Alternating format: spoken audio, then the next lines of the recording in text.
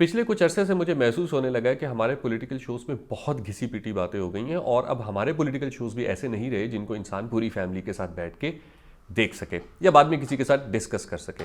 इसलिए मैंने अपने तौर पे कुछ नए ऐसे लोगों के इंटरव्यूज़ किए हैं जिनकी सियासी बसीरत से मैं तो बहुत मुतासिर हुआ हूँ और वही तमाम इंटरव्यूज़ मैं आपके साथ शेयर करना चाहता हूँ इस नई सीरीज़ सियासी लोग में। और आज आप सुनेंगे डॉक्टर एमल हनान को। इनका इंटरव्यू मैंने 1 साल पहले किया था और मेरे सवालों के उन्होंने क्या जवाबात दिए हैं ये आप इस वीडियो में देखिए।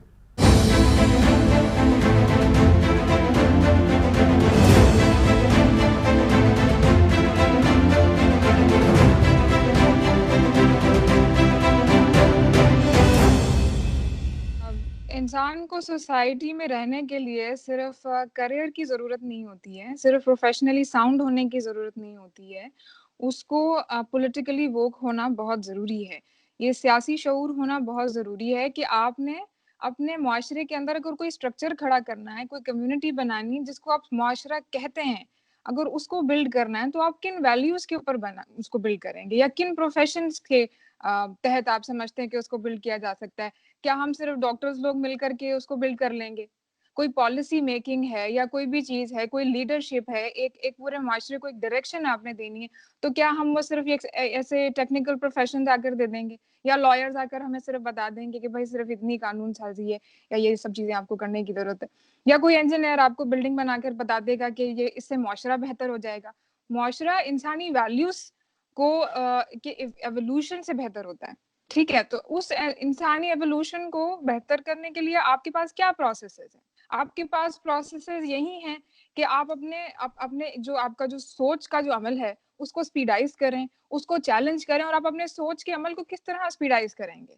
वो यही वही मुआशरे से मिलते-जुलते आइडियाज़ होंगे, जिनके ऊपर आप बात करेंगे, जिनके ऊपर सियासत होगी। मैं आपकी बात से एग्री करूँगी या आप मेरी बात से डिसएग्री करेंगे। हम एक प्रोसेस के थ्रू चलेंगे, जहाँ पर आप एक हार्मोनियस तरीके से जो है वो एक अच्छा निज़ाम बिल्ड कर सकते हैं। तो अगर आपने अपने मुल्क को या अपनी सोसाइटी को इन चीज़ों से परे रखना है और इंसानी एवोल्यूशन को जो है स्टंट करना है, तो फिर आप स्टूडेंट्स को पॉलिटिक्स से निकाल दीजिए।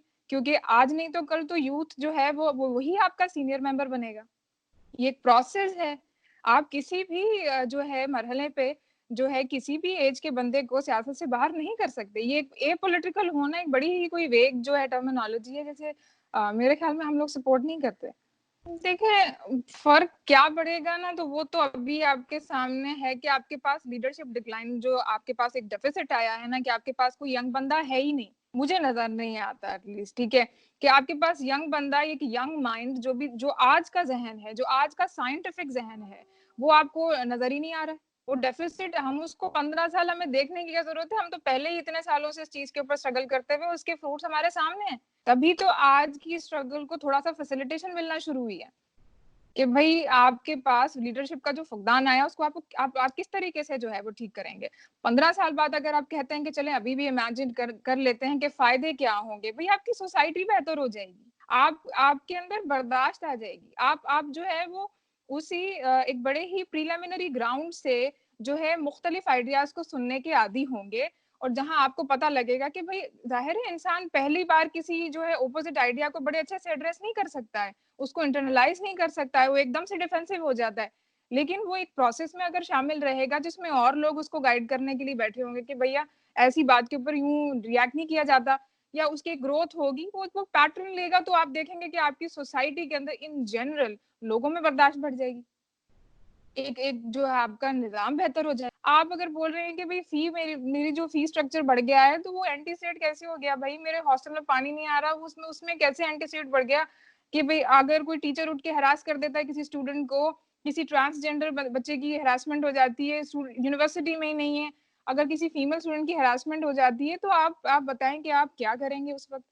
और ये सब चीज़ें हैं, ये जो फाइट है स्टूडेंट यूनियंस की मतलब वहाँ पर जो एक स्ट्रगल होती है, वो किस तरीके से एंटी स्टेट हो जाती है, आप पहले खुद डिफाइन कर लें इस चीज़ को। अगर डिफाइन करने बैठेंगे तो जवाब खुद ही मिल जाएँगे, कि ऐसी कोई चीज़ नहीं है, ऐसी ऐसी कोई कंट्रोवर्शियल चीज़ नहीं है जिसमें आपको डर लगे। ये एक ग्रोथ है, एक मेंटल ग्रोथ है, उस चीज़ में सबको हिस्सा लेना चाहिए और पेरेंट्स को भरोसा करना चाहिए अपने यूथ के ऊपर भी और अपने बच्चों पर भी।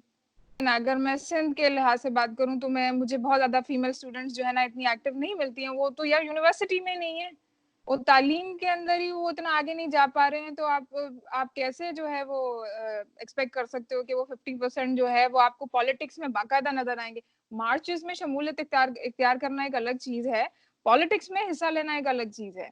मेरे ख़्याल में ऐसा ग्राउंड अभी इतना अच्छे तरीके से तैयार नहीं हुआ हुआ कि औरतें जो है ना वो आकर के अगर बैठें, तो उनको सुना भी जाएगा या उनसे सीख भी ली जाएगी या वो भी सीखेंगी। ऐसी ऐसी चीज़ मुझे नज़र नहीं आई, मतलब फ़िलहाल नज़र नहीं आई। बात ये कि आप अपनी यूथ से डरे मत, ठीक है ना? अगर आपकी यूथ पॉलिटिकल एक्टिविटी में एंगेज हो रही है, तो आप सबसे पहले तो अपना डर खत्म करें ना। आप अपना डर अपने बच्चे के अंदर इंस्टिल करके उसको भेज रहे हैं यूनिवर्सिटी के अंदर। सबसे पहले तो पेरेंट जो है वो एतबार करे अपने यूथ के ऊपर, इतनी भी जंगली आवाम नहीं हो जाएगी अगर वो पॉलिटिक्स के अंदर चली जाती है या बच्चे बाहर जाते हैं। आप जो है उनको अपने ग्रोथ के ऊपर जो है या आप अपने अपने अपने तरीके से उन्हें ग्रो करने का मौका दें और वो बेहतर इंसान बन जाएँगे।